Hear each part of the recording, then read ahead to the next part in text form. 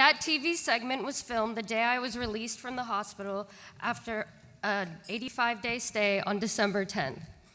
Thank you so much for coming here tonight and supporting the Cystic Fibrosis Foundation. As you heard, this is the 9th annual Pipeline to a Cure, and I am so happy to be here and share this evening with you. My name is Shelby Klug. I am 18 years old. I am enthusiastic, caring, and in all honesty, I'm a bit of a smartass.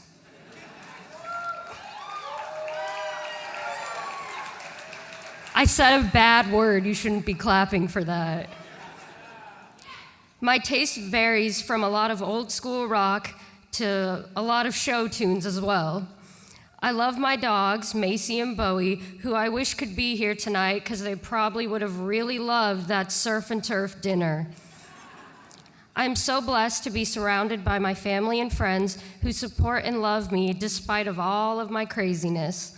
Oh yeah, I have cystic fibrosis too. I am also honored to share the stage tonight with the Becker family, who have not only been amazing supporters for the Cystic Fibrosis Foundation, but they have become great friends. I love you, Tammy, and just your entire family.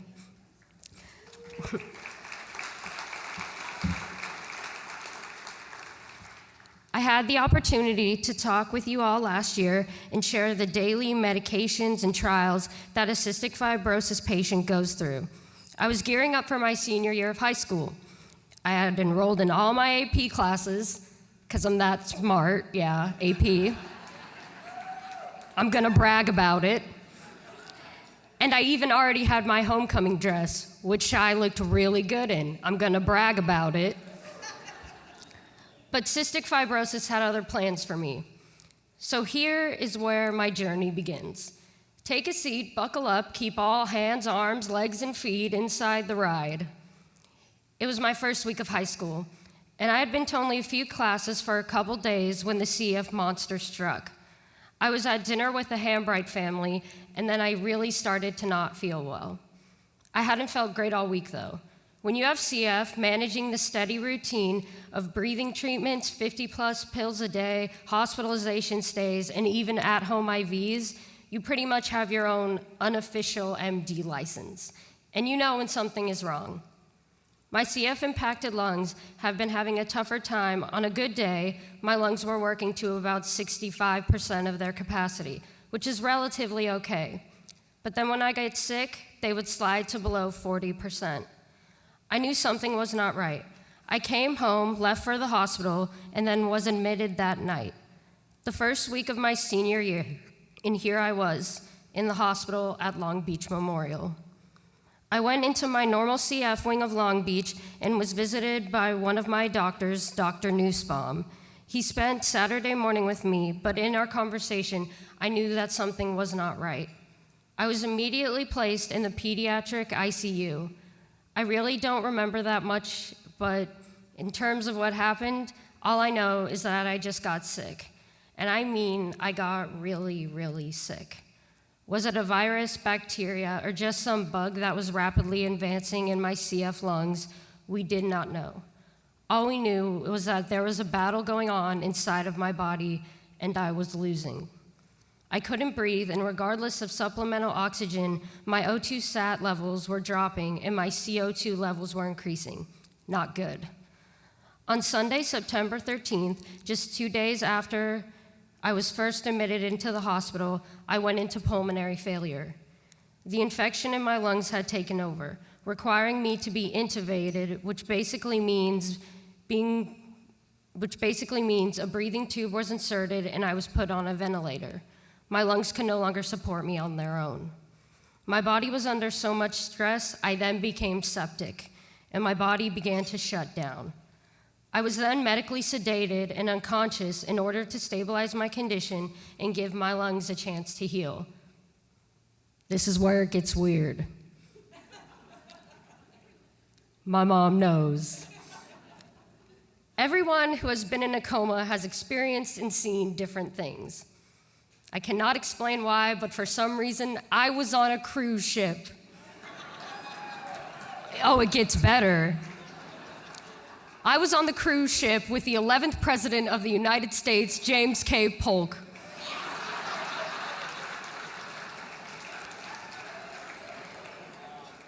It continues to get better. If that was not weird enough, the planner's peanut man was there by my side too. That's right, I'm talking about the half peanut, half man guy who wears a little hat and a monocle. It was interesting. Back in the real world, I was placed on 2 different types of ventilators, but my CF-infected lungs were not recovering. I was then placed on what is considered the last option life support for someone with pulmonary failure, which is a machine called ECMO. ECMO is life support that bypasses your lungs and adds oxygen and takes out carbon dioxide. It was breathing for me. I had 3 people with me around the clock at Long Beach Memorial: a nurse, a dialysis nurse, and a perfusionist that managed the ECMO machine. Gosh, you are all pretty quiet. Relax, I'm still here, so this obviously has a happy ending. Besides, I was sedated on a cruise with James K. Polk and the peanut guy. Mentally, I was doing pretty well.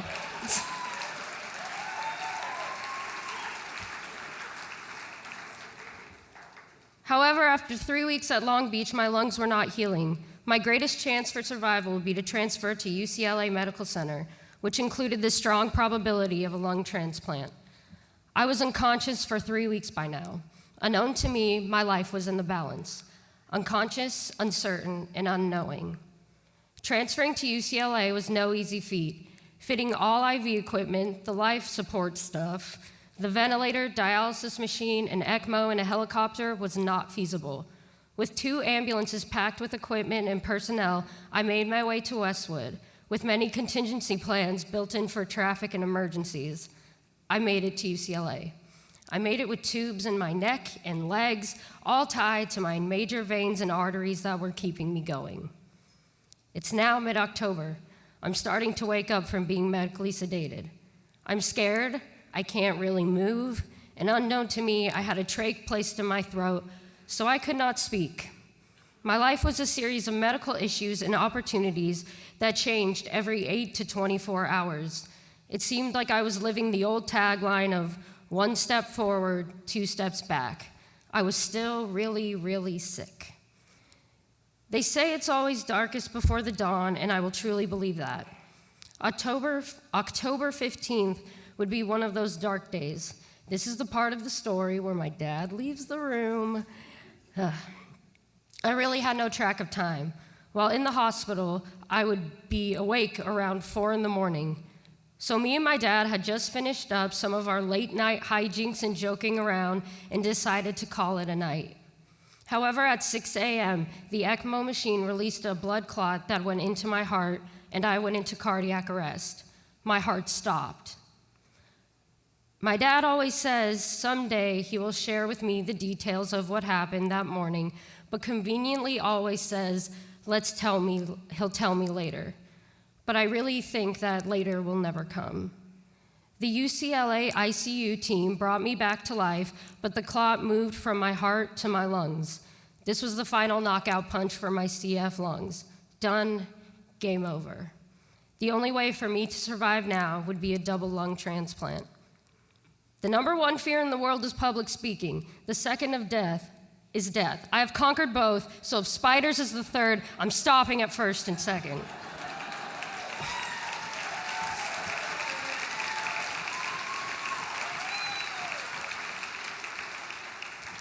I was so sick, it was in question on whether or not I was a good candidate for a transplant.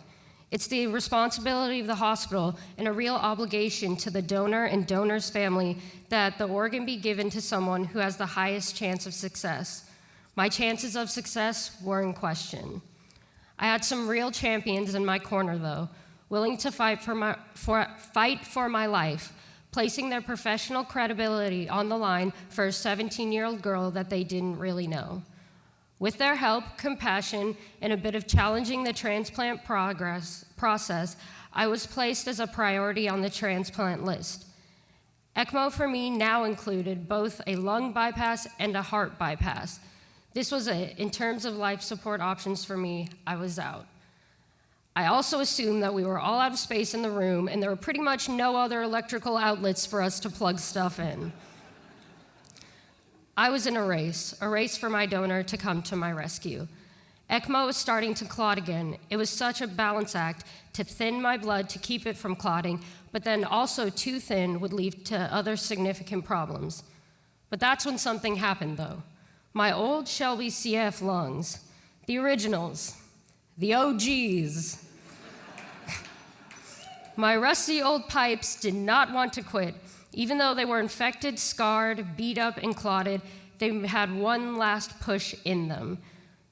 Of course, with the help of the ventilator and the team around me. I couldn't have done this all on my own, people. The ECMO and the lines were pulled. I was critical, but I was holding. During this brief window of time, my hero came. I didn't know their name, who they were, what had happened to them. All I know is that they and their families gave me the ultimate gift, a new set of lungs. My hero arrived on a medical helicopter late evening on October 27th, and as they were being prepped, so was I. I kissed my parents goodbye, cranked up my playlist, and counted down till the anesthesia kicked in. Sorry, guys, I'd really like to give you the gory blood and guts stuff about this transplant surgery and truly make it an episode of House, but I know I would not do my miracle much justice. Both Dr. Artahali and Dr. Ross from UCLA are my miracle makers, and I'm so happy that Dr. Artahali could be here tonight with his family.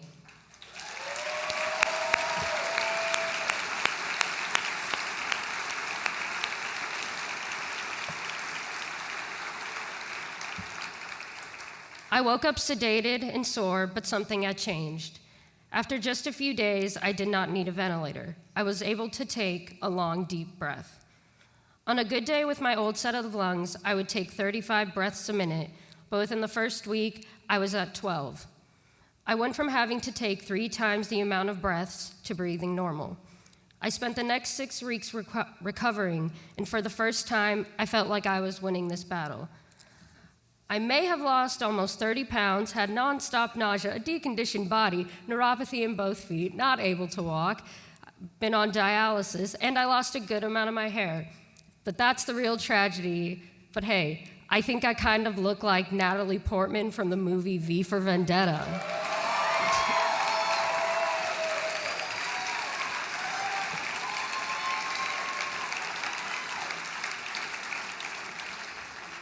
Despite all of that, the most important thing is that I am here.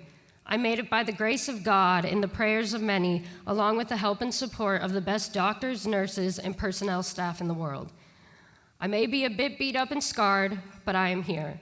And according to the internet, scars are one of the most attractive things, so I must be looking really, really hot right now.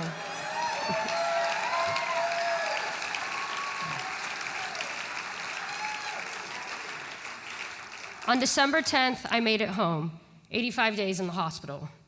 I cried in the car. I cried all the way home. I cried when I got home. I cried when I saw my bed. I cried when I saw my dogs.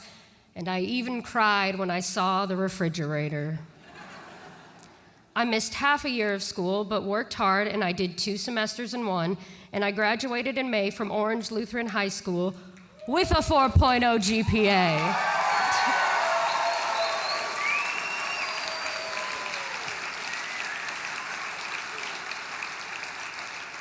Everyone at my school welcomed me back with open arms, and that is also something I'm truly thankful for. As for the future, I will be taking a semester off to get stronger and then attending Chapman University in the spring.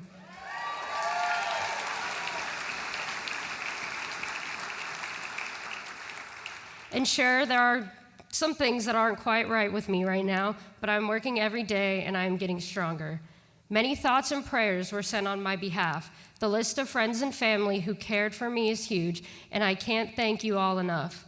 I love you all, including the Hambright family, the Burlinghams, of course, and the McLeods. A couple of my champions are here tonight, and I would like to recognize them.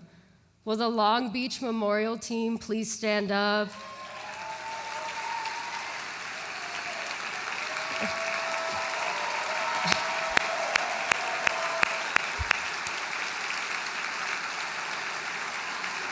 That includes Dr. Nussbaum, Dr. Fate, Dr. Jen Chin, and superhero Jill Edwards. You have all been with me. You have all been with me for years, caring for me, helping me above and beyond. You are all responsible for saving me and getting me to UCLA so I had the chance to live. You have always been there for me, and I know I would not be here if it weren't for you all. Thank you.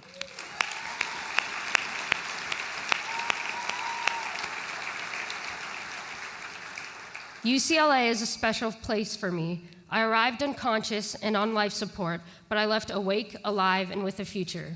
Now, Dr. Arda Holly, if you could please stand up.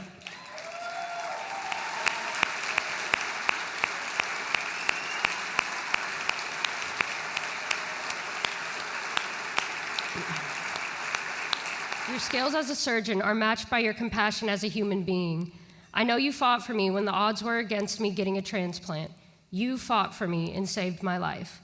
Because of you, I am inspired to share my story and spread awareness for organ donation to help save the lives of others. Thank you.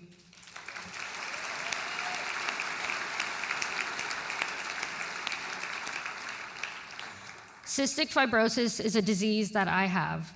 In 18 years, CF has taken me on a journey that most people won't experience in 5 lifetimes. Hospitals, doctors' offices, clinical trials, surgeries, lots and lots of pills, procedures, breathing treatments, IV antibiotics, emergency rooms, ICUs, ventilators, life support, ECMO, dialysis, transplants. It's all been a part of my life. At times it's difficult, but it's those things that have kept me here to experience life, love, friends, family, my dogs, and everyone here tonight. I am beyond thankful to be here, and I'm so thankful to so many people. I am here. CF brought us all here tonight in one way, shape, or form. My hope is that as you hear my story, we keep the momentum on finding a cure and turning the letters CF into the words cure found. Thank you, and in the words of David Bowie, I don't know where I'm going from here, but I promise it won't be boring.